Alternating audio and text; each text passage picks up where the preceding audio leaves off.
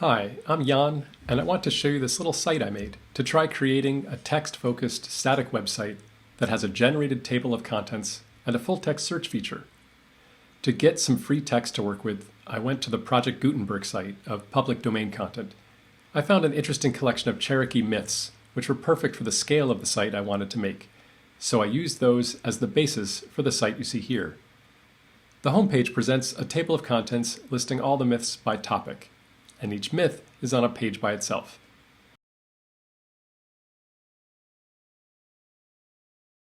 The site is searchable, which is something I thought would be hard to set up for a static site, but ended up being pretty easy. I built this project in the Origami language I'm working on for creating websites. In the project, I put the text for each myth in an individual Markdown file.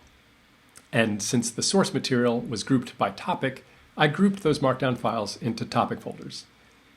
In the Origami language, you can define the overall structure of your site in a single file.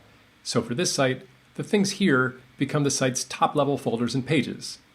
There's a folder for assets like styles, the home page, a folder for the search indexes, the search page itself, and the HTML pages for all the stories. We can view that structure as a visual map, which is helpful while developing.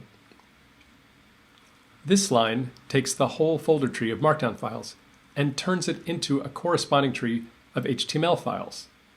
And this line defines the home page using a template. Origami templates can process folders and files, not just data, so this template flattens that whole folder tree of stories into the HTML headings and lists for the table of contents. I kept the styling simple because this is just a sample, and I want to focus on the text. I'm using the open Noto font from Google Fonts, and the site's simple centered layout is created with a basic responsive CSS grid. This site was a good chance to try out two recent additions to CSS. One feature is text wrap balance, which makes the lines and headings like this roughly equal in length, instead of having one long line of text followed by a single word on the second line. And the new CSS initial letter feature lets you make drop caps in CSS without any tags in the HTML. That's a progressive enhancement, so browsers that don't support initial letter yet just show the text without a drop cap. The part of the site I'm happiest with is the search feature. I built this using a fantastic tool called PageFind, which is the easiest way I found for adding search to a site hosted on a static file server.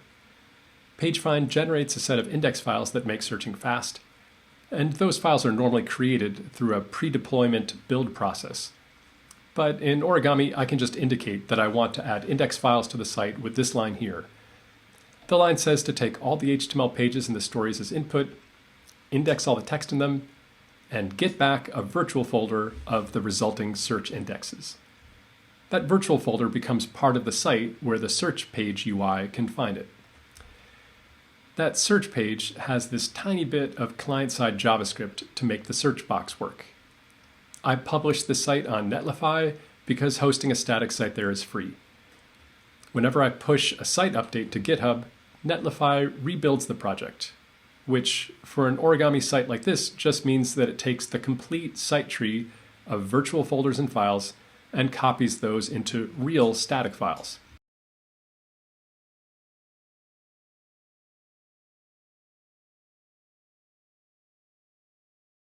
The public site looks basic, but that's fine for this example, and it's great that the site is fast and completely searchable. So I'm pretty happy with how this sample site turned out. You can view the source for this on GitHub or contact me if you have any questions.